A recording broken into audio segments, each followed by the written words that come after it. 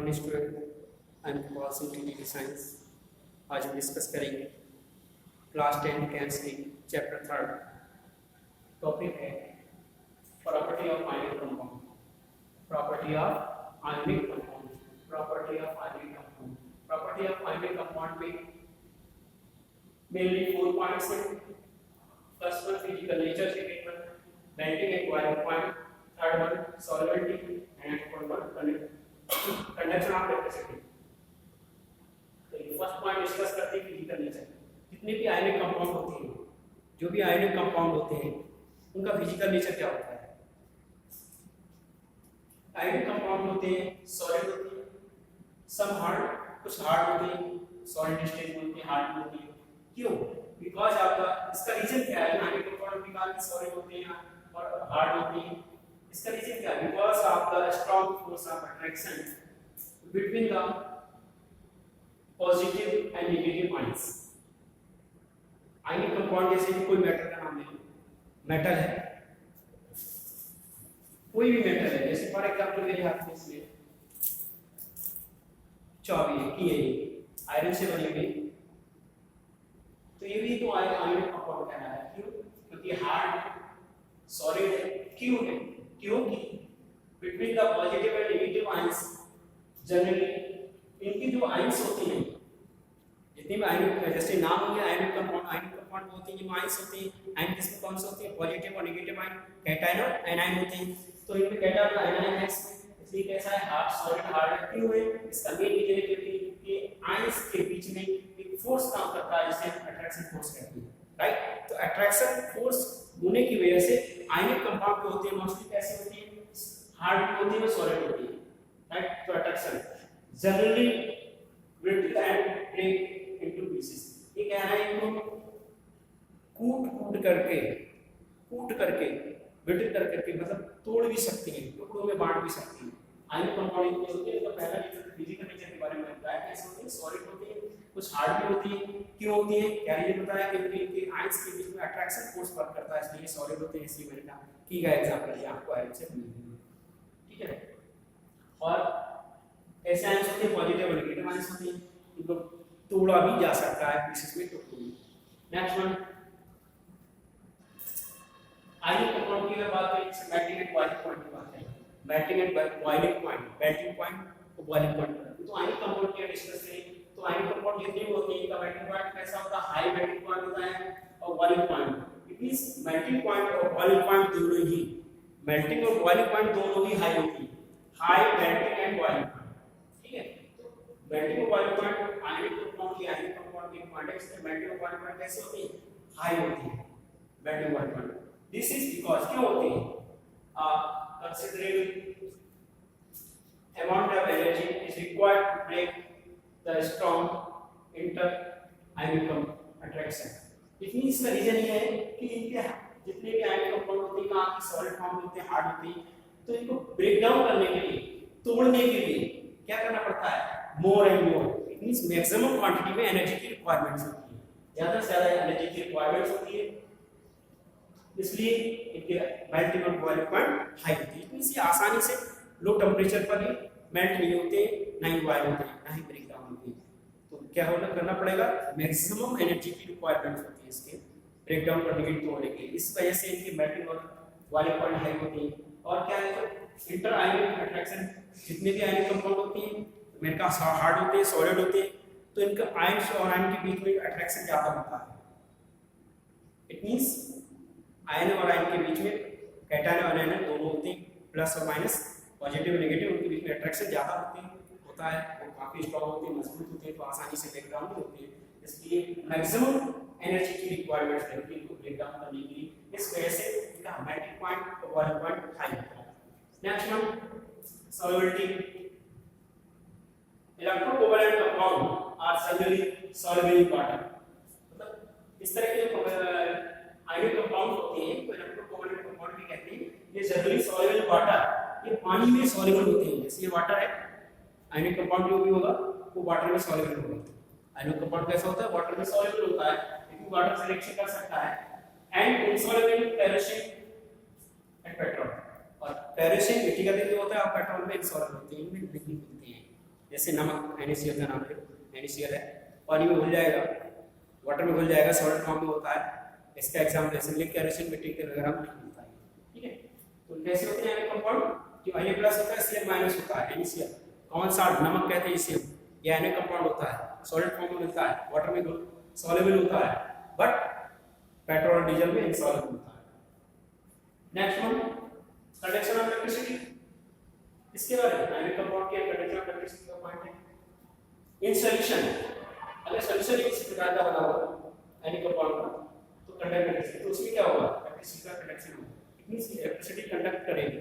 जैसे ये वाटर है, वाटर में ये वाटर है, इसमें NaCl में मिला लेता हूं, नमक में इसमें डालता हूं थोड़ा सा, NaCl नमक मैंने डाल दिया, मिक्स कर दिया, ये सॉल्यूशन बन गया। तो इस NaCl का सॉल्यूशन साल्ट सॉल्यूशन कहलाएगा। तो साल्ट सॉल्यूशन में अगर इलेक्ट्रिसिटी कंडक्ट करेंगे तो कंडक्ट होगी, क्यों, उसमें प्लस माइनस दोनों आइंस होती है। तो कह सकते हैं कि सॉल्यूशन में इलेक्ट्रिसिटी कंडक्ट होती है, मतलब ये NaCl सॉल्यूशन क्या होगा, आयन कंपाउंड का सॉल्यूशन होगा, तो इसमें इलेक्ट्रिसिटी कंडक्ट होगी, बिकॉज़ क्यों, प्रेजेंस ऑफ आयंस के कारण। मैं क्या कहा, दोबारा से आपको बताना चाहूंगा, ये वाटर है, वाटर में इतना NaCl डाल दिया मैंने, नमक डाल दिया, घोल लिया, अब इसमें करंट फ्लो कर रहा है, करंट फ्लो होगा, क्यों होगा, क्योंकि इसके अंदर प्रेजेंस ऑफ आयंस प्रेजेंट है इसलिए। अब ऐसे ही वाटर में भी इलेक्ट्रिसिटी कंडक्ट फ्लो करती है, राइट। और नमक का घोल बना लिया, उसमें करंट फ्लो करेगा, क्यों, क्योंकि उसमें आयंस प्रेजेंस होती है, Na प्लस Cl माइनस, ये लिखा हुआ है, because presence of ions. Ions के कारण हुआ है, जितने भी आयनिक कंपाउंड होते हैं उसमें इलेक्ट्रिसिटी कंडक्ट होती है, फ्लो होती है। एंड वोल्टेज स्टेट, अगर कोई भी आयनिक कंपाउंड वोल्टेज स्टेट में है तब भी उसमें इलेक्ट्रिसिटी कंडक्ट होगी। What in solid state do not conduct electricity, लेकिन कोई भी कंपाउंड सॉलिड स्टेट में है तो उसमें करंट फ्लो नहीं होगा। एग्जांपल आपको बता रहा हूं, नमक ले लीजिए आप, आयनिक कंपाउंड है, NaCl नमक होता है, नमक की थैली ले, नमक का ढेर लगाओ, उसमें करंट फ्लो कराएंगे, नहीं होगा करंट फ्लो, क्यों, क्योंकि वो सॉलिड स्टेट है। लेकिन उसी NaCl को, उसी नमक को अगर आप वाटर में मिला देंगे, मिक्सअप कर लेंगे, सॉल्यूशन बनाएंगे, तो उसमें करंट फ्लो होने लगेगा, समझे। इट मींस अगर कोई आयनिक कंपाउंड सॉलिड स्टेट है तो करंट फ्लो नहीं होगा, लेकिन जैसे ही उसको मिक्सअप करेंगे, NaCl Na positive Cl minus solution form में आ जाएगा, करंट फ्लो होने लगेगा। In solid state do not conduct electricity, solid state में कंडक्ट इलेक्ट्रिसिटी कंडक्ट नहीं होती है। ये आपके प्रॉपर्टी ऑफ आयनिक कंपाउंड्स में 1 2 3 4 पॉइंट्स थे, जिसमें फिजिकल नेचर के बारे में बताया है कंपाउंड्स की, मेल्टिंग और बॉइलिंग पॉइंट के बारे में डिस्कस किया, सॉल्युबिलिटी के बारे में डिस्कस किया, और कंडक्टिविटी ऑफ इलेक्ट्रिसिटी के बारे में डिस्कस किया। फिजिकल नेचर क्या होता है, ये सॉलिड होती है, कुछ हार्ड होती है, स्ट्रांग अट्रैक्शन फोर्स की वजह से, अट्रैक्शन फोर्स ज्यादा होने की वजह से इनका मेल्टिंग पॉइंट हाई होता है आयनिक अट्रैक्शन की वजह से। और सॉल्युबिलिटी कैसे होती है, इलेक्ट्रोकोवैलेंट कंपाउंड जनरली कैसे होते हैं, वाटर में सॉल्युबल होते हैं, लेकिन पेट्रोल डीजल में सॉल्युबल होते हैं। आगे कंडक्टिविटी, इलेक्ट्रिसिटी कंडक्ट होती है, ठीक है, सॉल्यूशन में, लेकिन इसकी सॉलिड फॉर्म में होती है, उसमें इलेक्ट्रिसिटी कंडक्ट नहीं होती है। नेक्स्ट पॉइंट है इसी में ऑकरेंस ऑफ मेटल्स। मेटल्स के बारे में सुना होगा, बताया गया है चैप्टर, ये इसी से रिलेटेड है थर्ड। तो ऑकरेंस ऑफ मेटल, मेटल आपको कहां से मिलती है, जितनी भी मेटल होती हैं प्रेजेंसेस में पूरे वर्ल्ड में, वो सभी मेटल मोस्टली अर्थ क्रस्ट, जमीन के अंदर से मिलती है, अर्थ क्रस्ट जमीन की लेयर में मिलती है, जमीन में या फिर ओशियन वगैरह में, समुद्र के अंदर बहुत सारे मेटल वगैरह पाई जाती है, उन्हीं से क्या मेटल्स हैं। The earth crust is major source of metals, लिखा हुआ है एक पॉइंट कि अर्थ क्रस्ट ही मेजर सोर्स है मेटल का। इट मींस हम कह सकते हैं मैक्सिमम क्वांटिटी में अर्थ से ही मेटल मिलती है, अर्थ से ही मेटल फॉर्म होती है, मैक्सिमम क्वांटिटी, ज्यादा से ज्यादा। ऐसा क्यों कहा गया मैक्सिमम वर्ड, क्योंकि सी वाटर से भी मेटल मिलती है, and sea water also contain some soluble salt and NaCl। जैसे एग्जांपल दिए, समुद्र के अंदर ही कुछ मिलती है, इसके नाम दिया गया है सॉल्युबल साल्ट का, जैसे NaCl है, MgCl है। एलिमेंट, कुछ एलिमेंट कंपाउंड भी मिलते हैं, also present in earth crust, मतलब एलिमेंट भी मिलते हैं अर्थ क्रस्ट के अंदर, कंपाउंड भी मिलते हैं अर्थ क्रस्ट के अंदर। और जो मिनरल्स होते हैं, इन मिनरल्स को ऑर्स भी कहा जाता है। जैसे कि एक बार मैं दोबारा से रिपीट करूंगा इसे, the earth crust is the major source of metals, sea water also contains some soluble salt such as sodium chloride NaCl and magnesium chloride MgCl.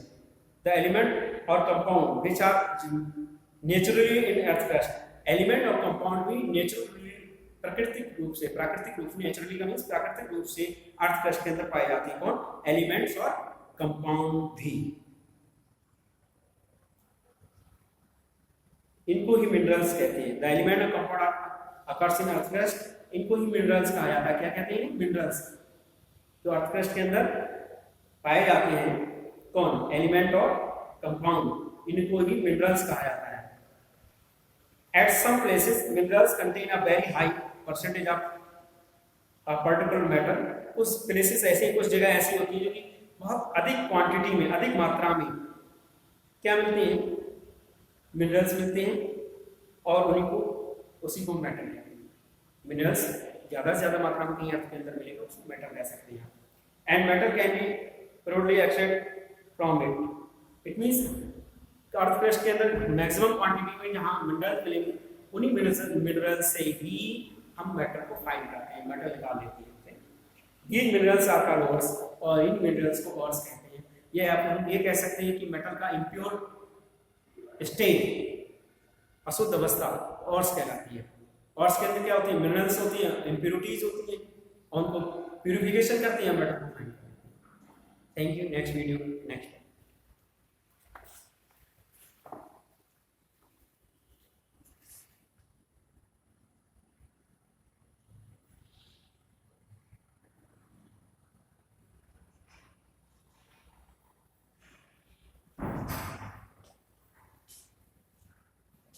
Occurrence of metal समझ सकते हैं कि मेटल में काम होती है। मेटल जितनी भी है वो सभी हमें अर्थ क्रस्ट के अंदर, जमीन के अंदर, या फिर समुद्र के अंदर मिलती है, सी वाटर में मिलती है। अर्थ क्रस्ट के अंदर मिनरल्स फॉर्म में मिलती है, तो मैक्सिमम क्वांटिटी है अर्थ क्रस्ट के अंदर जहाँ मिनरल्स उन्हें ऑर्स कहते हैं, और उन्हीं ऑर्स से इम्प्योर स्टेज में होती है मेटल, और ऑर्स को प्यूरिफिकेशन करके हम मेटल को फाइंड कर लेते हैं। समुद्र से भी मिनरल्स मेटल जैसे NaCl है, MgCl है, ओशन वाटर में, समुद्र के पानी में। Thank you.